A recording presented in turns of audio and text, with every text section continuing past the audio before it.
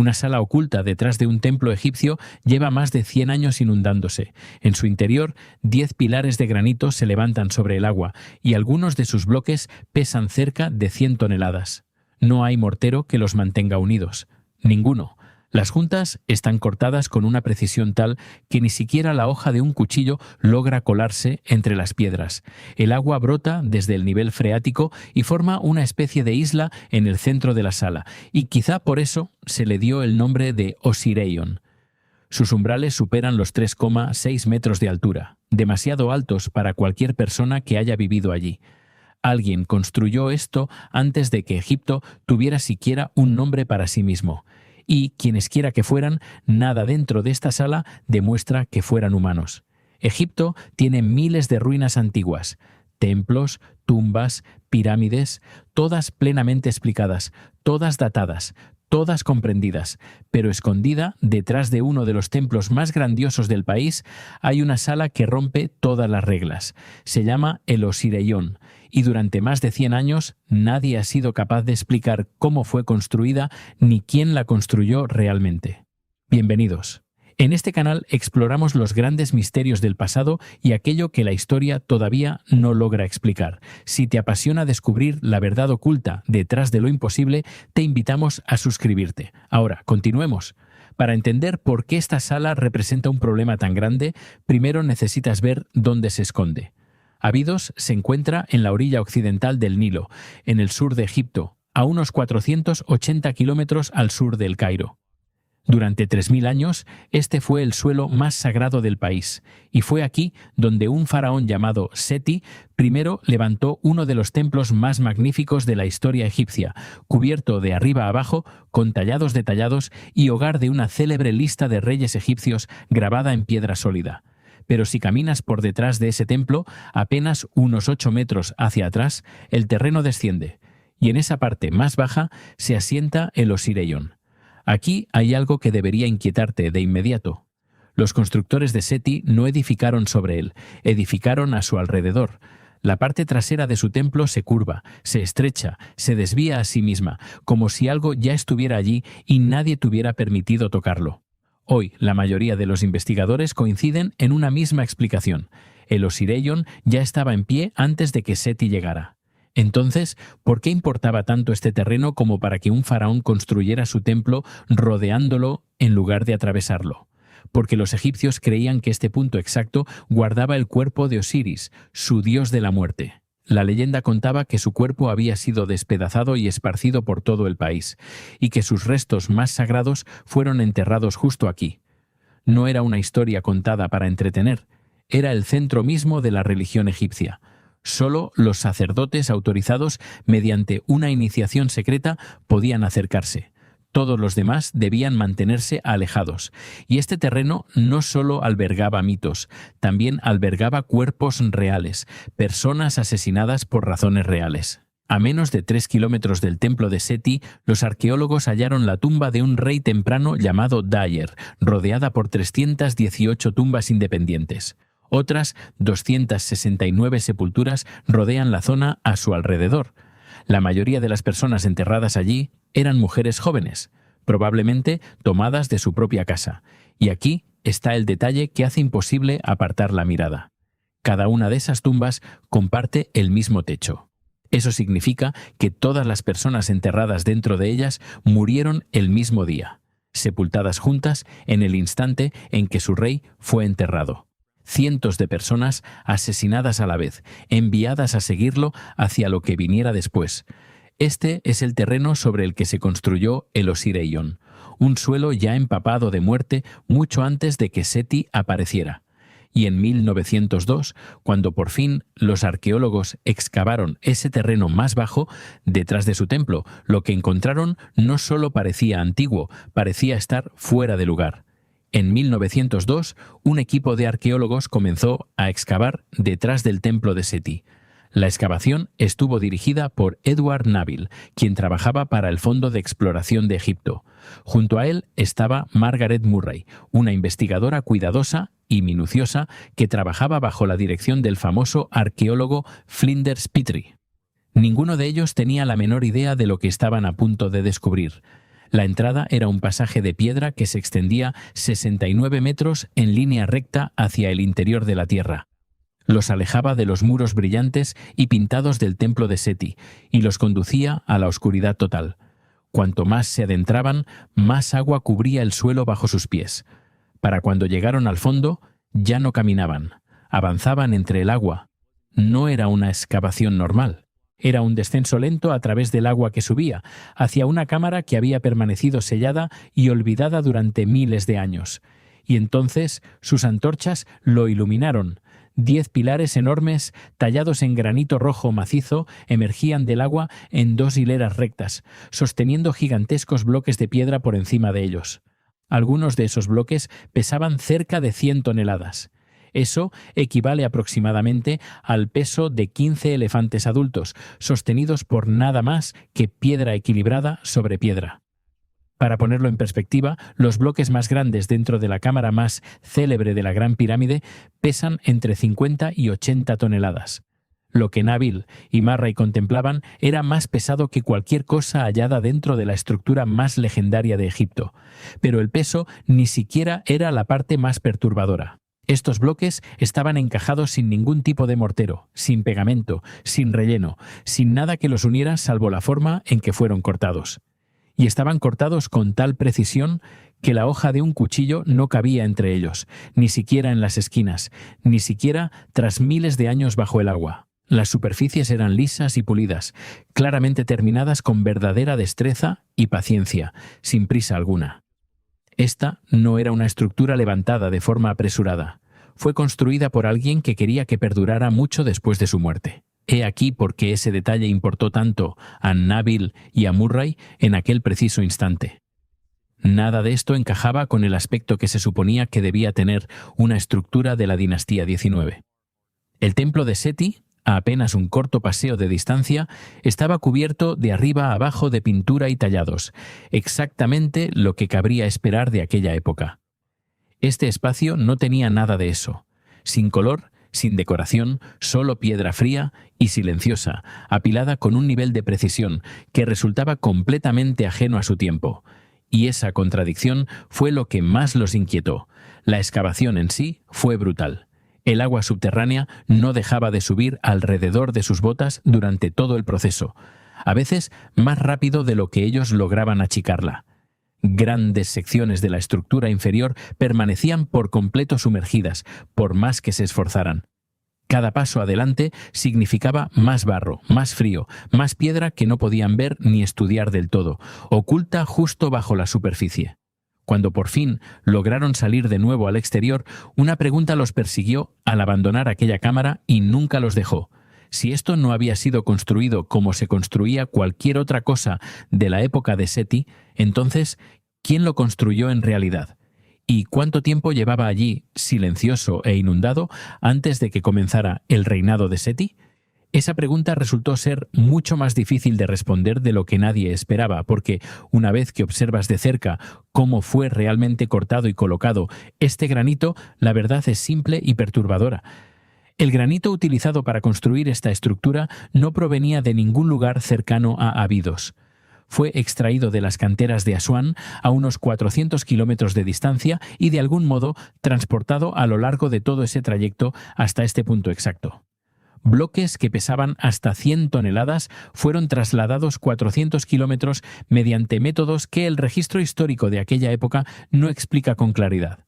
Eso no es especulación, es un problema genuino y sin resolver que se encuentra en el centro mismo de la arqueología egipcia y se vuelve más extraño cuanto más de cerca lo observas. La cuestión de cómo lograron los antiguos egipcios cortar el granito con semejante precisión ha desconcertado a los expertos desde 1883, cuando el célebre arqueólogo Flinders Petrie la planteó por primera vez de forma pública. No es un misterio nuevo inventado para vídeos de Internet. Es una laguna real y documentada en nuestro conocimiento que existe desde hace más de un siglo. Aquí está la evidencia física que mantiene viva la pregunta. Dentro de las antiguas canteras egipcias de granito, los arqueólogos han hallado perforaciones casi perfectamente circulares, sin astillado, sin bordes irregulares, sin señal alguna de pulso tembloroso. Ese resultado limpio y suave normalmente solo es posible con una perforación controlada y firme. Y sin embargo, las herramientas que se cree que estaban disponibles en aquella época eran simples, de cobre y de piedra. Herramientas que no deberían haber sido lo bastante resistentes como para cortar el granito con tanta limpieza. La explicación más común ofrecida por los expertos convencionales es que los antiguos trabajadores usaron una combinación de herramientas de cobre, arena como abrasivo y enormes cantidades de trabajo paciente y repetido durante largos periodos de tiempo. Es posible, pero incluso hoy, los experimentos modernos nunca han logrado recrear por completo un trabajo en piedra de esta escala y precisión usando únicamente esos métodos. Debido a esta laguna, un grupo más reducido de investigadores, entre ellos el ingeniero y autor Christopher Dunn, ha propuesto una idea mucho más inquietante. Sostienen que parte del trabajo en piedra más precisamente cortado de Egipto no se corresponde en absoluto con las capacidades de las herramientas de aquella época y que podría pertenecer a una tradición más antigua y avanzada que la historia ha perdido por completo. Esta teoría se sitúa fuera de la corriente principal. No es un hecho aceptado, pero existe y merece ser escuchada, porque nadie ha logrado refutarla del todo tampoco. Hay también un coste más sombrío que se oculta incluso detrás de la explicación convencional. Si el trabajo humano común realmente movió bloques de 100 toneladas a lo largo de 400 kilómetros usando cuerdas, trineos de madera y transporte fluvial, esa labor habría exigido un número enorme de trabajadores llevados al límite de sus fuerzas físicas. No es difícil imaginar que algunos de ellos jamás llegaron al final de aquel trayecto. Esto refleja algo que ya descubrimos antes: una civilización en Abidos que ya estaba dispuesta a enterrar a cientos de personas junto a su rey. Ya sea que la verdad fuera un esfuerzo humano paciente, un método perdido que la historia olvidó, o algo completamente distinto, un hecho permanece en pie en medio de todo. Esta piedra no debería haber sido posible de moldear con tanta precisión usando las herramientas que nos dicen que estaban disponibles. Pero la piedra no es lo único que no cuadra aquí, porque una vez que miras más allá del granito y empiezas a leer lo que en realidad está grabado en sus muros, aparece un problema aún más extraño. Uno con el propio nombre de Seti escrito por todas partes. Grabados en los muros de esta estructura están los nombres de Seti I y de su sucesor, Merenta. Sus símbolos reales, llamados cartuchos, son la única evidencia escrita directa que conecta esta estructura con la época de Seti. Durante años, esto se tomó como una prueba sólida, pero cuando estudias de verdad cómo fueron hechos estos tallados, la historia se desmorona rápidamente. Aquí está el problema. En el antiguo Egipto, cuando un rey construía algo, las inscripciones se planificaban dentro del diseño desde el principio. Los muros se moldeaban y alisaban con cuidado, específicamente para sostener escritura detallada. Todos los templos de Egipto seguían este patrón, pero los tallados de aquí son diferentes. Fueron grabados sobre superficies que nunca se prepararon para recibirlos. Sin planificación, sin un diseño en torno al texto. Parece menos una inscripción y más algo añadido después, casi como un grafiti rascado sobre un edificio que ya existía. Hay otro detalle que hace esto aún más difícil de ignorar.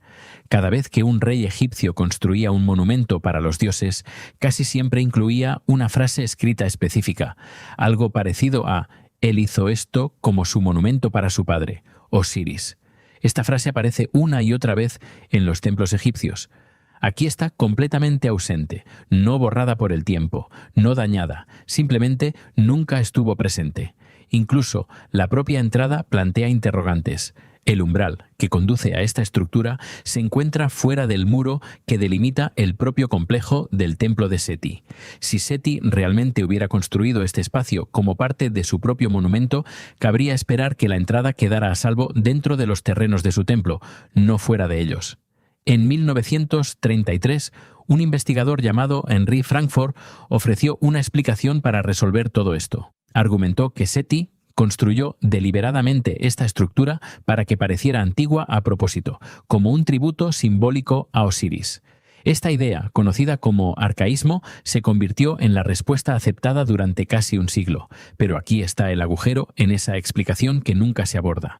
Si los constructores de Seti eran capaces de levantar algo de esta escala, con este nivel de precisión, ¿por qué no existe nada parecido en ningún otro lugar de toda la historia del Imperio Nuevo? Ni antes ni después. Usado exactamente una vez, luego abandonado por completo y nunca vuelto a tocar. Hay una parte más de esta historia que merece verdadera atención. Margaret Murray, la misma investigadora meticulosa que exploró este sitio en 1902, dedicó su vida a estudiarlo de forma directa. Vivió hasta los 100 años y se mantuvo activa en su campo hasta bien entrados sus 90. Su conclusión temprana, formada de primera mano, fue clara. No creía que Seti hubiera construido esta estructura. Y sin embargo, una generación después, su conclusión fue apartada en silencio, no porque nuevas evidencias la refutaran, sino porque una explicación distinta y más conveniente se hizo popular en su lugar. Si Seti no construyó esto, la siguiente pregunta se vuelve imposible de ignorar. ¿Quién lo hizo? Y la respuesta más cercana no se encuentra en ningún lugar próximo a Abidos. Se halla a más de 480 kilómetros al norte, en Giza, dentro de una estructura que la egiptología tiene tantas dificultades para explicar. En Giza, junto a la Gran Esfinge, se alza una estructura conocida como el Templo del Valle. Supuestamente fue construida para un rey llamado Kefren, más de 1200 años antes de que Seti gobernara Egipto. Y, sin embargo, cuando la colocas lado a lado con la estructura que hay detrás del templo de Seti, las similitudes resultan imposibles de ignorar. Ambas están construidas con bloques de piedra colosales. Ambas están encajadas sin una sola gota de mortero. Ambas comparten el mismo estilo desnudo, sin decoración, completamente distinto de la arquitectura profusamente decorada, típica de sus supuestas épocas. Dos estructuras separadas por más de 1000 años y cientos de kilómetros, construidas con métodos casi idénticos. Y no termina ahí. Los muros de piedra que rodean a la propia Gran Esfinge comparten el mismo estilo de construcción. Eso ya no son dos estructuras coincidentes, son tres repartidas por distintas ubicaciones y distintos siglos, todas mostrando señales de la misma tradición constructiva inexplicable. En 1992, un geólogo llamado Robert Schoch presentó ante la Sociedad Geológica de América unos hallazgos que sacudieron los cimientos de la historia egipcia aceptada. Señaló profundos patrones de erosión vertical grabados en los muros que rodean a la Esfinge, patrones que coinciden estrechamente con el daño causado por lluvias intensas a lo largo de un periodo de tiempo muy prolongado. El problema es simple. Egipto no ha experimentado lluvias como esas desde un periodo conocido como el período húmedo africano, que terminó hace aproximadamente 5000 años. Si Schoch está en lo cierto, la Esfinge misma podría ser mucho más antigua de lo que afirma la historia convencional. No fue una afirmación cómoda de hacer. Los investigadores que apoyan públicamente esta teoría se han enfrentado a un verdadero rechazo profesional dentro del campo de la egiptología, viendo dañadas conversaciones y reputaciones simplemente por afirmar lo que la evidencia física parecía mostrarles. Schoch no estuvo solo al llevar estas preguntas más lejos. El ingeniero Robert Bauval se centró en cómo los monumentos del antiguo Egipto podrían alinearse con patrones estelares concretos en el cielo. El autor Graham Hancock más tarde llevó estas teorías a millones de lectores en todo el mundo, argumentando que todas estas estructuras podrían pertenecer a una misma tradición más antigua, una que la historia convencional nunca ha aceptado del todo. Para ser justos, la egiptología convencional ha rebatido con fuerza estas ideas, pero aquí está el problema honesto que subyace bajo esa refutación. La teoría original que explica la estructura de Seti, la propuesta por Frankfurt allá por 1933, se ha repetido durante casi un siglo. Nunca ha sido verdaderamente reexaminada con herramientas modernas y evidencia moderna. Simplemente se ha aceptado y transmitido sin cuestionarla. Junta todo esto y empieza a formarse un patrón claro. 3 estructuras distintas, en ubicaciones diferentes, supuestamente construidas con más de 1000 años de diferencia y, sin embargo, levantadas con la misma técnica avanzada y poco común que no aparece en ningún otro lugar de la historia egipcia. Eso no es una coincidencia, es la huella de algo compartido, algo más antiguo, algo que generaciones posteriores heredaron sin comprenderlo del todo y que finalmente perdieron por completo. Ese patrón compartido plantea una última pregunta inquietante, porque si de verdad entras en estas cámaras y las mides contra un cuerpo humano normal, no solo parecen antiguas, no parecen haber sido construidas para nosotros en absoluto. Dentro de esta estructura, la altura libre de los umbrales supera los 3,6 metros. Esa cifra puede sonar pequeña por sí sola, pero colócala junto a un umbral normal y la diferencia se vuelve imposible de ignorar. La mayoría de los umbrales hallados en los templos egipcios de esta época tienen una altura claramente pensada para un cuerpo humano promedio. Este se eleva mucho más allá de eso, más del doble de lo que una persona necesita en realidad para pasar cómodamente. Y esto no se limita a un solo umbral. Los pasadizos a lo largo de toda esta estructura son más anchos de lo necesario para el tránsito normal de personas.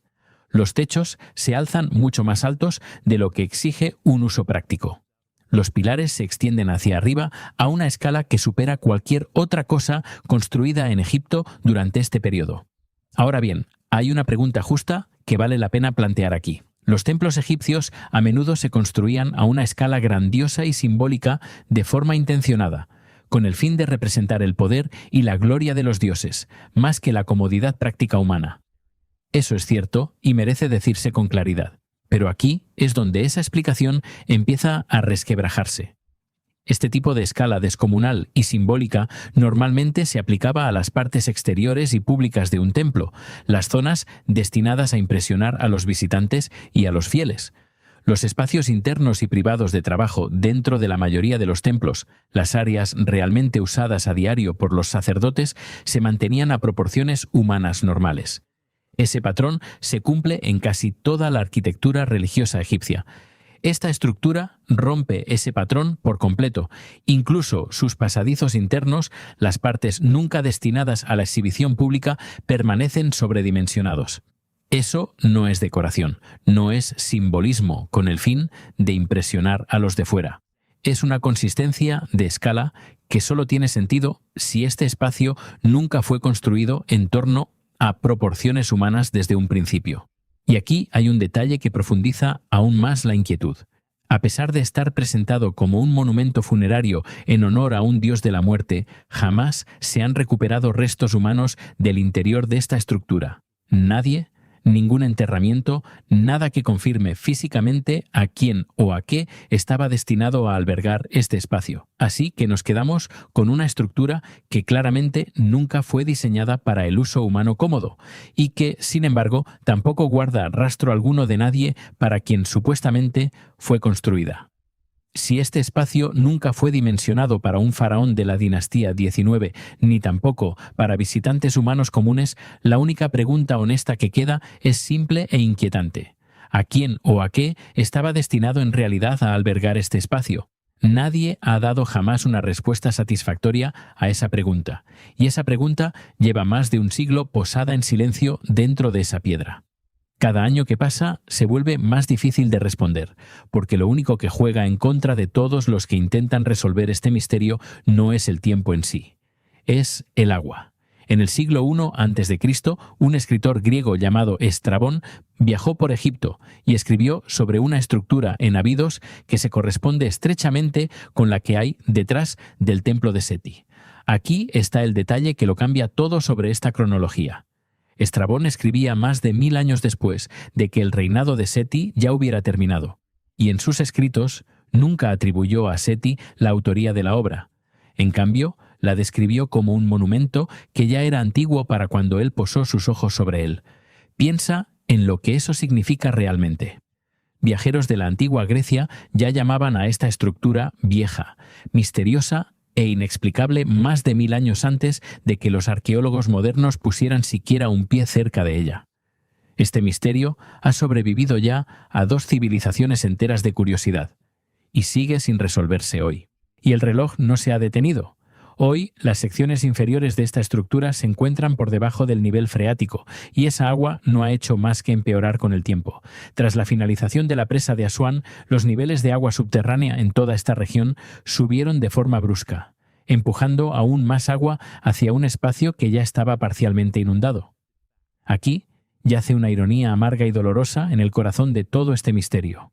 Un proyecto de ingeniería moderno, construido para controlar y gestionar el río Nilo, podría estar ahora ahogando lentamente la mismísima evidencia necesaria para comprender por fin un misterio de ingeniería antigua que lo precedió.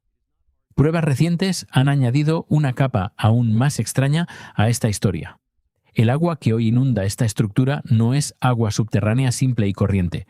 Al parecer, se trata de una mezcla que incluye agua antigua del Nilo, anterior a la construcción de la presa, que asciende a través de canales que los expertos todavía no comprenden del todo, ni siquiera ahora.